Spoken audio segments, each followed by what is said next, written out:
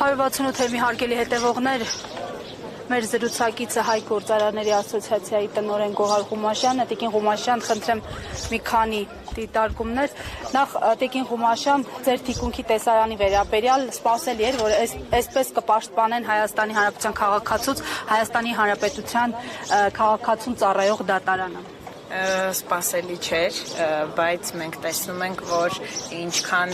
ուժեղ է այս իմաստով ագիտացիան կառավարության կողմից եւ ուզում եմ ասեմ, որ ոչ ոքս չմոռանանք, որ այս հավաքը որևէ քաղաքական բնույթ չի կրում, մենք այստեղ հավաքվել ենք ի պաշտպանություն հայ առաքելական եկեղեցուն եւ ի պաշտպանություն պարոն Կարապետյանին, որը բազմաթիվ անգամ խոսել է եկեղեցու աջակցություն։ Այստեղ մեր գործընկերներն են, այստեղ քաղաքացիներն են, որոնք որ կիսում են մեր կարծիքը, համակարծիք են մեզ հետ եւ իհարկե ընդունում են այդ բոլոր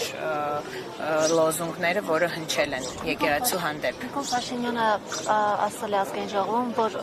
այն աշխատակիցները, ովքեր ստիպողաբար մարդկանց կբերեն ցույցերի, կազատվեն աշխատանքից։ Այստեղ կան հետից աշխատակիցներ կամ այս պայծրությամբ այստեղ գտնվում են մարդիկ, որոնք իրենց կամքով են եկել այստեղ, ասեմ, որ այստեղ համ մտավորականներն են, համ մշակութային փորձիչներ, համ երգիչներ, համ ուսանողներ, երիտասարդներ, տարբեր կառույցի աշխատակիցներ, որոնք